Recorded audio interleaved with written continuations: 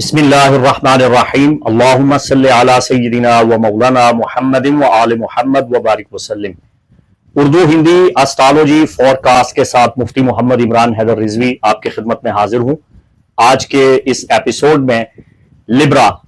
برج میزان یعنی تلا راشی سے تعلق رکھنے والے خواتین و حضرات کو بتانے جا رہا ہوں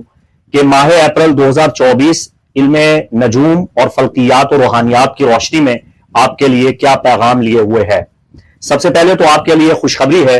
کہ یونانی اعتبار سے ٹراپیکل سسٹم کے مطابق 2 اپریل کو آپ کا حاکم کوکب زہرہ ایگزالٹ کر رہا ہے اور آپ کو اس کے خوب فوائد حاصل ہو رہے ہیں۔ وینس کو ہر سال پائسز کے آخری درجات میں ایگزالیشن ہوتی ہے، تو یہ ایگزالیشن آپ کے زائچہ کے چھٹے گھر میں ہوتی ہے، آپ کی صحت اچھی ہوتی ہے،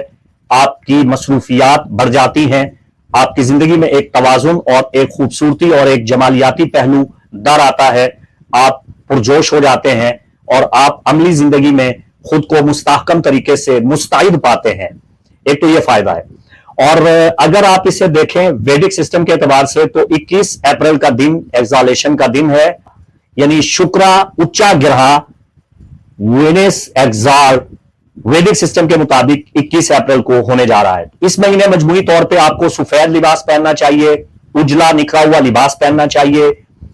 ارکے گلاب آپ کو استعمال کرنا چاہیے، پھول لگانے چاہیے، اور روز واٹر کے ساتھ ساتھ آپ کو ایسے پرفیوم یا ایسے عطر استعمال کرنے چاہیے جن میں گلاب پایا جاتا ہے، یعنی آپ عطر الوردہ گلاب کا عطر استعمال کر سکتے ہیں، آپ چاہیں تو آپ روز گلاب کے پرفیوم جو ہے فریگنس وغیرہ سینٹ آپ استعمال کریں، اس سے آپ کو فائدہ ہوگا۔ یہ آپ کا ٹراپیکل چارٹ ہے، اگر آپ کی تاریخ پیدائش 24 ستمبر سے 23 اکتوبر کے درمیان ہے تو یہ زائچہ آپ کے لیے ہے، اور اگر آپ کے نام کا پہلا حرف آر یا ٹی ہے یعنی رے تے یا توئے ہے تو بھی یہ ویڈیو آپ کے لیے ہے۔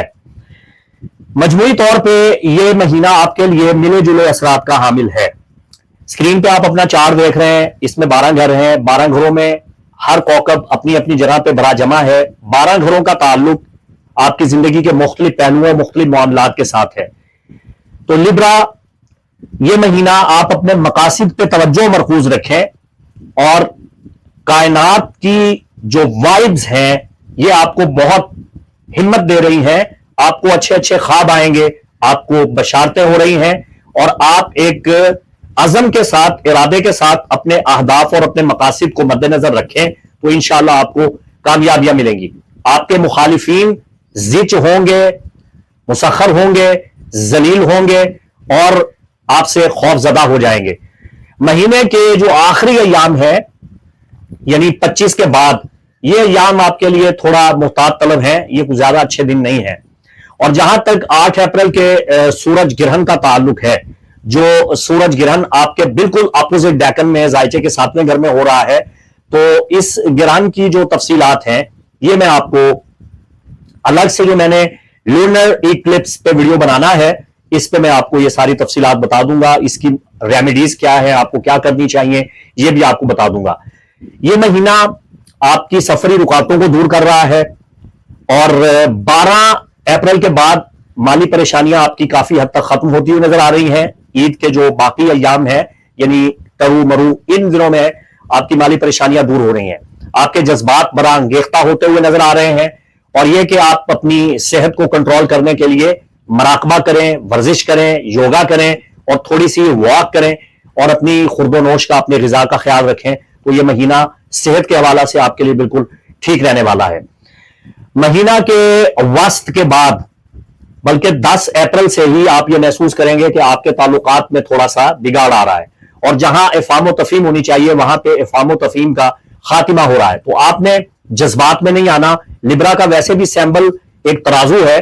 جو بیلنس رکھے ہوئے ہے، تو آپ نے توازن جو ہے اسے برقرار رکھنا ہے، اور اگر کوئی بات آپ کو ناگوار گزرتی ہے تو اس پہ تل ملانا، طیش میں آنا، غصے میں آنا اور سخت اقدامات کرنا یہ آپ کے لیے ہرگز سزاوار نہیں ہے، مناسب نہیں ہے۔ آپ کو چاہیے کہ اپنا رد عمل فوری طور پہ ظاہر نہ کریں، تھوڑا سا صبر اور تحمل سے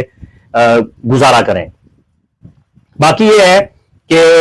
پرانے تعلقات، پرانی دوستیاں اور فضول قسم کے لوگ آپ کی زندگی سے خارج ہو رہے ہیں، اور اچھی نئی حوصلہ بخش امید افزا اور بہتر شخصیات جو آپ کو فائدہ دیں گی مستقبل میں، وہ آپ کی زندگی میں آ رہی ہیں۔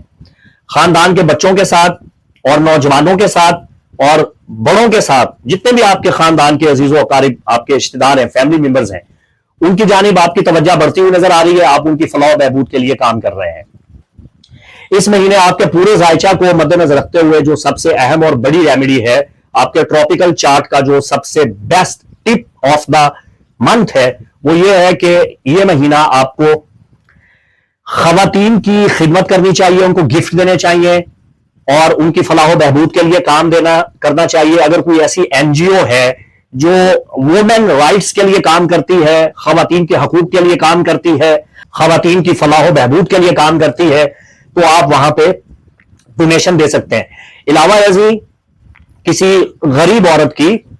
ویسے بھی عید کا موقع ہے، آپ اس کی خدمت کر دیں، کسی نادار، کسی مفلس، کسی مستحق عورت کی خدمت کر دیں، مالی طور پہ اس کی مدد کر دیں، آپ کو بہت بہت فائدہ حاصل ہوگا۔